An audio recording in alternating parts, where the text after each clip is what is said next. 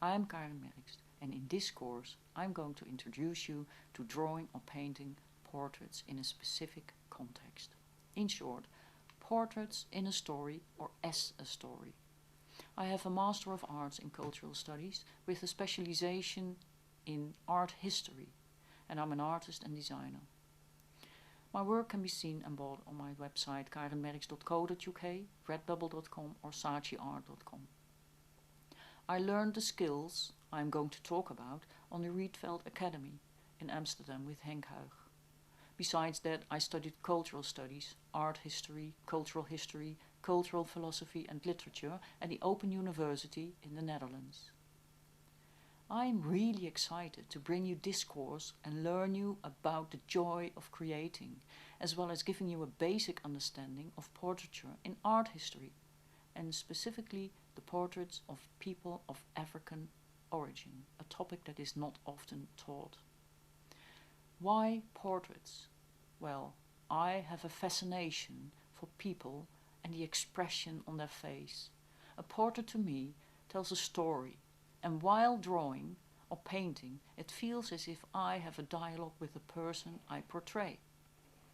This whole journey is a lot of fun. However, my fascination became a project when I started to draw and paint portraits in a context, mostly something the person I drew was close to or recognized for, or even as I wanted to see her or him, like the portrait illustration of designer Joshua Davis, or recently Michael Jackson, for the forthcoming book of Elizabeth Amizu, The Dangerous Philosophies of Michael Jackson, his music, his persona and his artistic afterlife. The people I pick out are people who inspire me who I admire for what they do or have accomplished. I love people who are a great success in what they do. They are great inspiration and make me aim higher every time. That said, this does not need to be the reason or inspiration you have to follow for the course. So, who is this course for? I would say everyone who wants to draw or paint portraits. It doesn't matter what level you are on, because we don't measure your progress with a grade. This course is designed for people who just want to learn for fun, who are always eager to gain more knowledge. I designed this course to share my joy of creating. This course also gives you some insight into art history.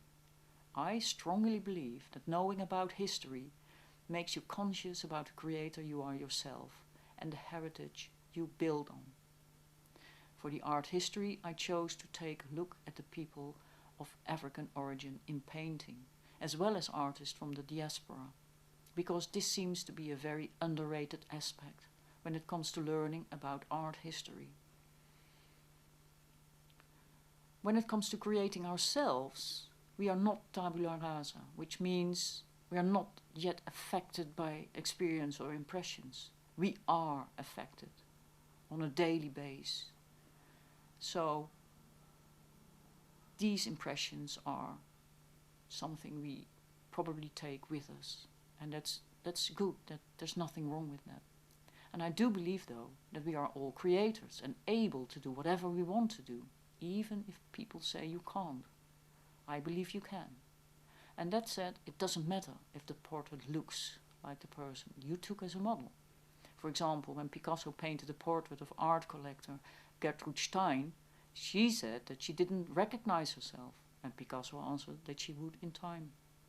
So as long as you truly enjoy this creative journey and enjoy learning more about art history, this is the course for you. What will you get out of this? First of all, and I believe most importantly, you come away with the feeling that you are a joyous creator of your own imagination. There are no limitations. And secondly, you get some basics on portrait drawing, several techniques you can use, and last but not least, how to put the portrait in a context.